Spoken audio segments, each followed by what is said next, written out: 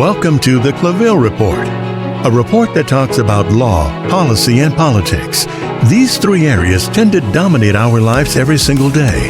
This report was created to pull back the covers, eliminate the white noise, and understand the reasoning behind the world today.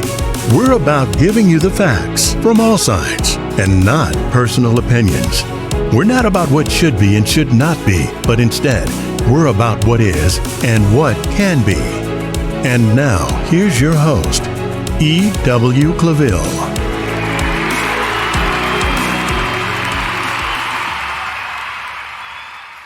Hi, thank you for joining us for this segment of the Claville Report, where we delve into policy that helps to change our lives. On this segment, we're going to take a look at the bills that were passed during the once-in-a-100-year pandemic during the time of coronavirus, COVID-19, that impacted and stalled the world. It actually stopped the world from operating, but it also stopped our economic wheels from turning. But we had a stopgap measure that was placed through policy and bills that provided economic opportunities and a lot of cash flow to really continue to save a lot of our systems, a lot of our businesses, and a lot of our households from going under. So in this segment, we're going to delve into the coronavirus pandemic relief packages, find out exactly what was allocated, how it helped us, what do we see after, what do we get from it, and what will we need moving forward. So according to the Committee for a Responsible Federal Budget, in this article, they took a look at the passage of 4 bills that basically made up what is known as now the COVID-19 Relief Act. In these various bills, we had over $4 trillion. I want you to think about that. $4 trillion of stimulus passed in order to help businesses, to help families, to help corporations, to help states, municipalities, governments across the board. $4 trillion. Now, keep in mind, $1 trillion is more than most countries' annual budget. You know, most countries will never see $1 trillion in GDP. But just with the passage of a pen, the signing of a pen, the passage of both houses, and of course, the signing of the president, we provided $4 trillion to our systems. When we take a look at that and break it down, I want you to understand how important this is, but also how fortunate we are to be in a country to be able to provide that type of assistance. You know, when I think about trillions, I mean, I scratch my head because I said years ago, I said, well, when we get to $25 trillion in what we call the debt of the United States, I said things will start to get a little shaky. Well, we've surpassed that. And I still believe that things are going to become a little shaky. But we're still starting to have to take a look at fiscal policy and really understand where we're going, what systems can be sustained, our taxation, are we taxing properly, and what programs are we getting the biggest bang for our buck. So with that being the case, let's take a look at these specific bills, the acts that were passed in order to help us. So let's take a quick look. All but $15 billion, according to this report, of COVID relief came from 4 pieces of legislation. The first was the Families First Coronavirus Response Act. The second was the Coronavirus Aid, Relief, and Economic Security Act, which is known as CARES Act. The Paycheck Protection Program and Healthcare Enhancement Act, or PPP, HCE, and the Response and Relief Act. Of the $3.4 trillion in relief for these 4 bills, $1.9 trillion results from the CARES Act, $915 billion from the Response and Relief Act, and the remaining $580 billion came from the other 2 bills. So Let's take a look at the categories that this particular report puts it in, and then we'll take a look at what was actually allocated from these various bills. $935 billion towards small businesses for grants and loans. $590 billion toward expanded unemployment benefits. We're going to talk about these two areas more in just a moment, because in order to get our economy going, small businesses, unemployment benefits become an issue, shortage of workers becomes an issue, and both are non-sustainable. So the question becomes, where's the middle? $460 billion towards rebate checks, $420 billion toward healthcare spending toward health providers, $345 billion towards various other types of state and local aid. And with this, when we talk about a deficit, we're looking at how long this will impact our spending and borrowing power. The latest estimate is a 10-year deficit impact, and not the amount of funding allowed in each category. 10-year deficit impact. But before we get to the deficit, let's go back and look at these categories. Now, for those of you who own small businesses, you understand that the PPP was essential to help to protect not just your business, but your workers. The Paycheck Protection Plan, I think, was one of the best ideas that came out of this. The reason why I say that is because this allowed business owners to protect their workers, to protect their businesses, and really to protect the community that they reside in.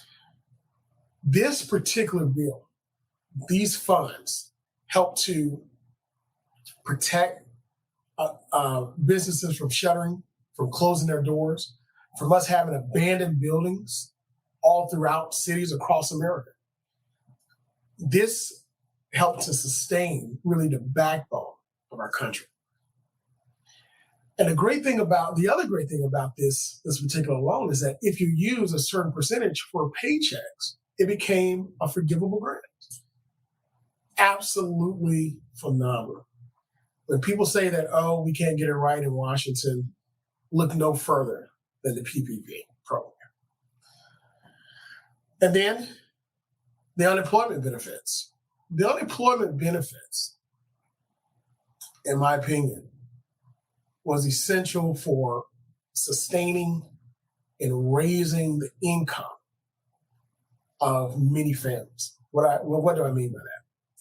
So we're looking now, and I don't know if you drive around your community, I drive around mine. I see where we have fast food restaurants, we have service stations. I don't think you call them gas stations anymore because they sell more than just gas. You can go in and get lunch, you can get dinner, you can get breakfast, you can get whatever. They're paying double two-figure an hour rates to work. Used to be those were minimum wage jobs. People utilize those jobs, a lot of kids, a lot of people, college students and individuals using it to get by, make ends meet. Some people actually use it to live on. And that was the main issue. Persons using it to live on. But now you drive by, starting at $12 an hour, $15 an hour, plus sign-on bonus, $500, $1,000, hired on the spot. I mean, just things that you would never see, that you haven't seen in decades. But it was because of the unemployment benefits, pushing the living standard up, what we call a living wage up, living standard actually in homes. It helped to push the narrative for what we call a living wage. Many times the narrative was lost on having a minimum wage, but the minimum wage itself was just not livable. But the living wage now is something that we have. It's something that persons in the community are working on every single day. Living, not just making ends meet, but getting ahead. The stimulus payments also help individuals really pay off a lot of debts, pay their rent, get caught up on a lot of things, avoid evictions. These were essential to just the everyday Americans. Now, I understand landlords, I understand business owners looking for employees, I understand. And there was Monies provided to help to buffet against, the wave of non-payments. But now we're at an impasse, but we're going to deal with that in just a moment. But I want to talk about, again, what we were able to provide families immediately after the shutdown of our economy. And then we take a look at the spending for healthcare. Spending for healthcare, keep in mind, we were dealing with a virus that nobody knew anything about. The research that was done to create the vaccine was phenomenal. I mean, that's years and years of scientific research, with Dr. Fauci and others working toward that, being able to narrow down a vaccine that deals specifically with a virus and meeting it where we can neutralize and provide defense in our bodies so that we won't get as sick or die from it. That's phenomenal. Because without that, how many people will still be in the hospital, being incubated, being placed on ventilators, not being able to see their loved ones, having to look through a window, say hello and so forth, not being able to hug your loved ones. Again, medicine and science, trust the facts, absolutely phenomenal. It's a gift to us.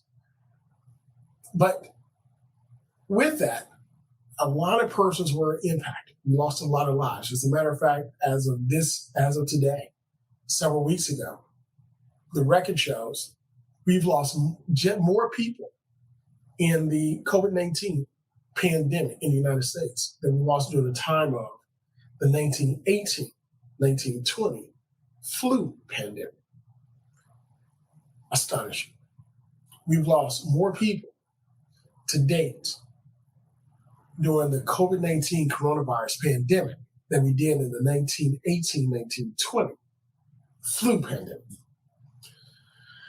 With that, first of all, when you just digest that shows you the amount of deaths and carnage that we saw and experienced. Many of us, immediate families or friends or relatives, distant relatives, we were impacted, coworkers. We know someone that was impacted. But the healthcare payments actually helped hospitals to bear the cost. It helped healthcare providers to bear the cost and the burden of caring for Americans, caring for individuals who were sick, who were suffering from this unknown disease, this virus at the time, and basically helped to keep families and hospital systems from going bankrupt. That was the advantage of providing the billions of dollars that we provided to our healthcare and health providers. And then the monies that were provided to small business, not small business, but to states and local government. States and local governments could have gone bankrupt if it had not been for the funds provided during the time of COVID-19. Not only were stores shut, but government was shut down. Not only was government shut down, but that means employees of or civil service workers were not able to come into work. They were able to do their job over the phone, online, but not really able to do their jobs as effectively as most of us were not. Cities also lost economic revenue. And this is the key. They lost their tax base. In losing their tax base, they ended up could have lost a lot of services. And again, could have gone bankrupt. Now, of course, the United States is not going bankrupt, but we have had cities that have gone bankrupt. That's right. Cities themselves had to file bankruptcy. So, in having to file bankruptcy, instead of having to file bankruptcy, they were saved all of our cities and localities were saved because of the monies provided to them. Now, over these 4 bills that were passed, these acts that were passed, pieces of legislation, let's take a look and see exactly where the money came from. So when we talk about small business support, the CARES Act provided $375 billion. The PPPAC provided $255 billion, and the Response and Relief Act provided $300 billion, which provided a total of $935 billion. Unemployment benefits. Families First provided $5 billion. The first CARES Act, provided $460 billion. And the Response and Relief Act provided $120 billion for a total of $590 billion. Recovery rebates, $290 billion from the first CARES Act, $165 billion from the Response and Relief Act, for a total of $460 billion.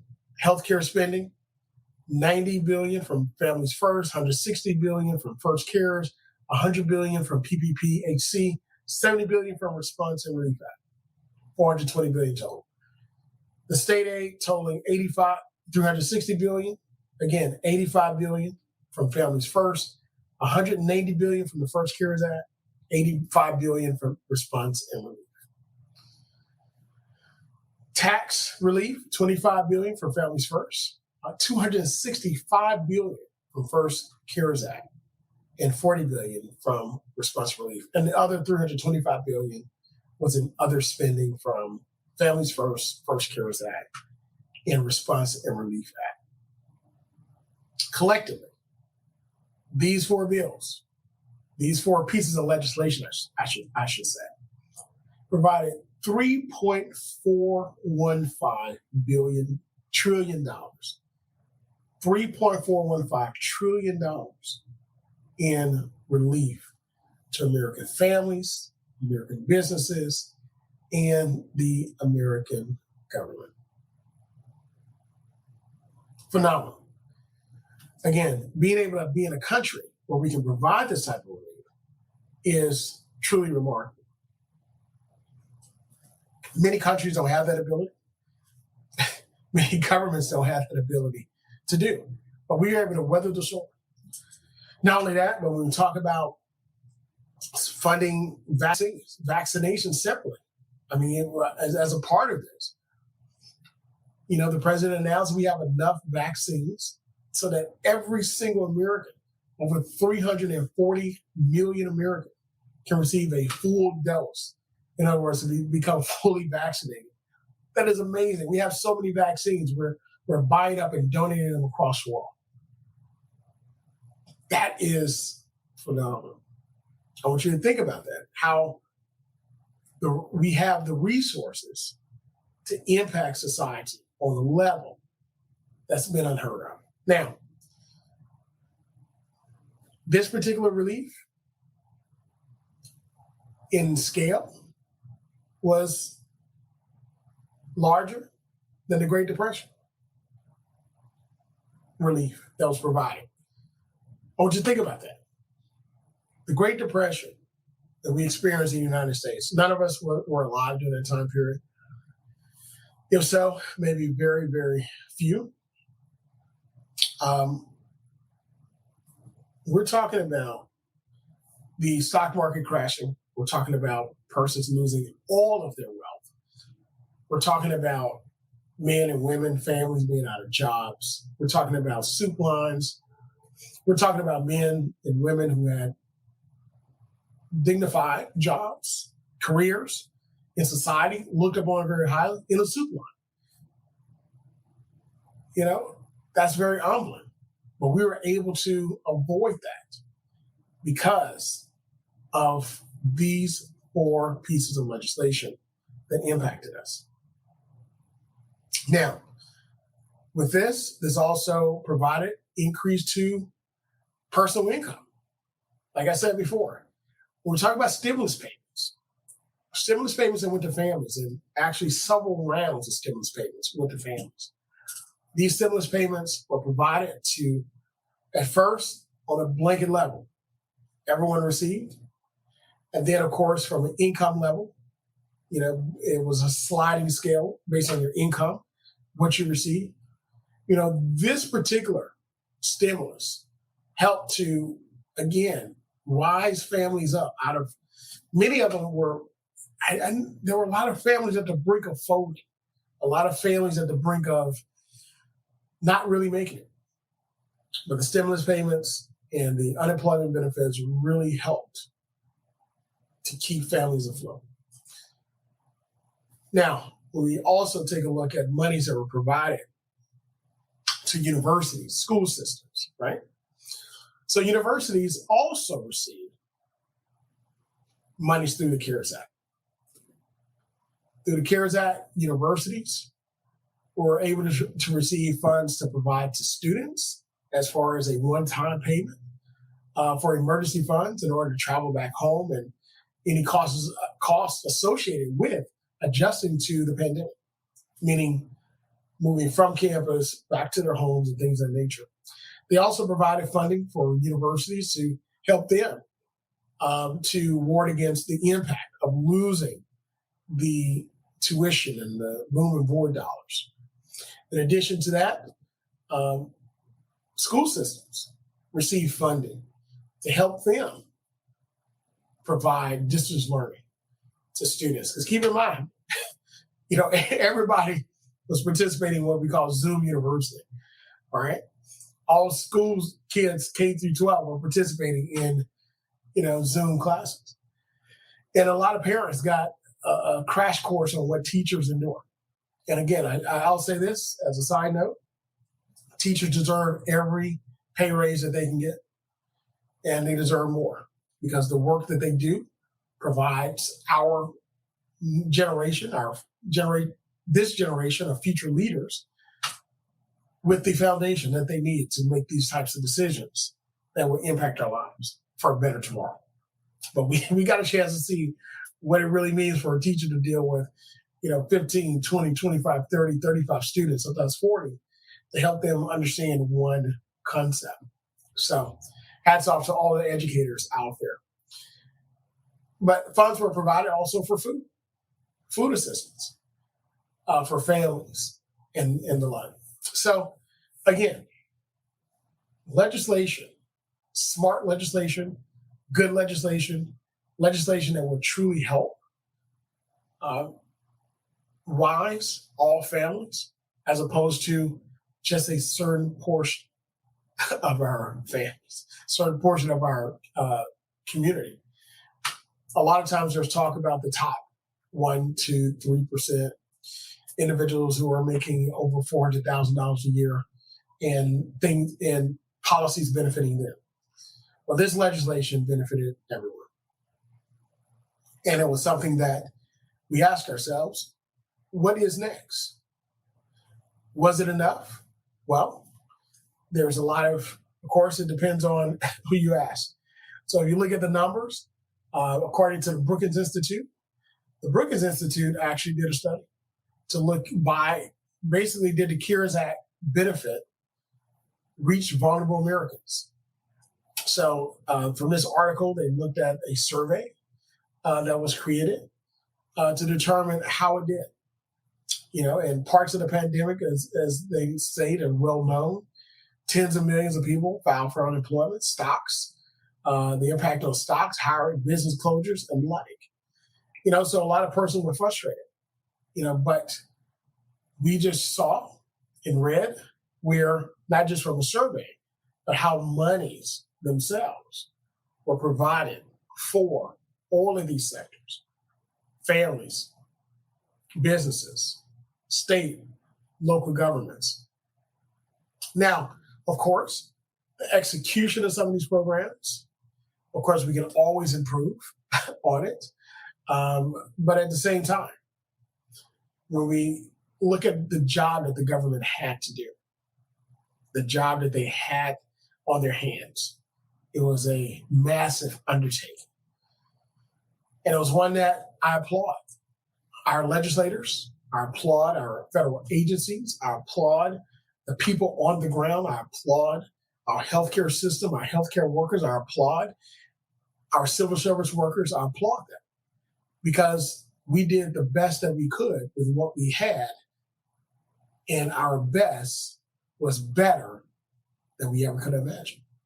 Can we improve? Absolutely. Absolutely. But based upon what we saw, based upon what we had, the response was monumental. Now, when we now take a look at the impact, we looked at the impact of those 4 pieces of legislation.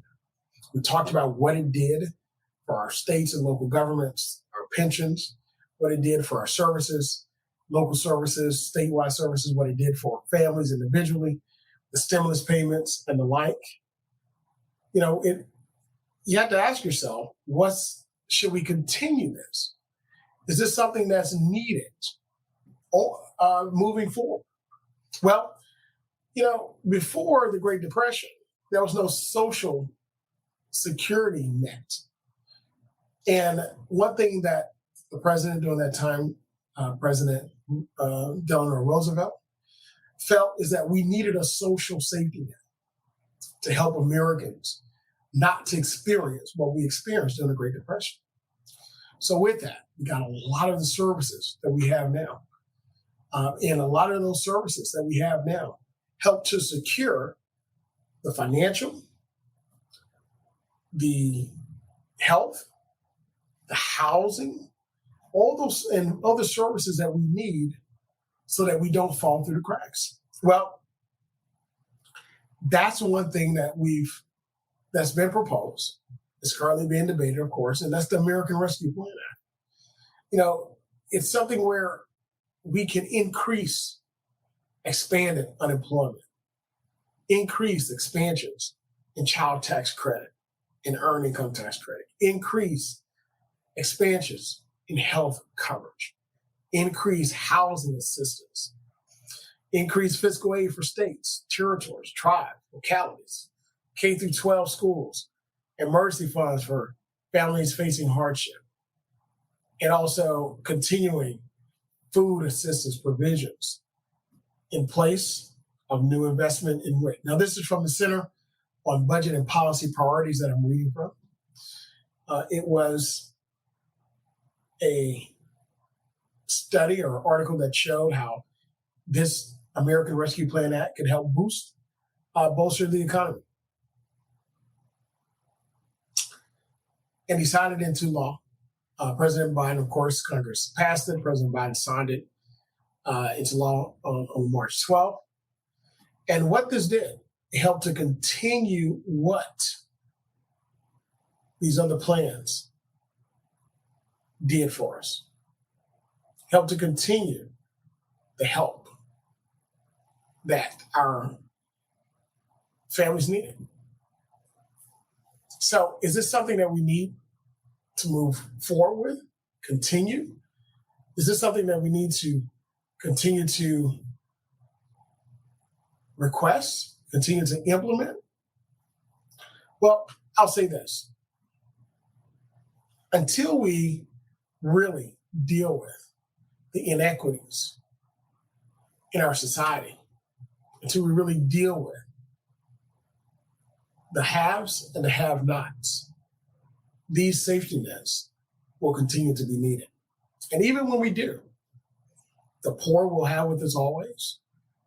Those who are not able to function fully in society, those that unexpectedly find themselves in a hard situation, which we all could be just that way.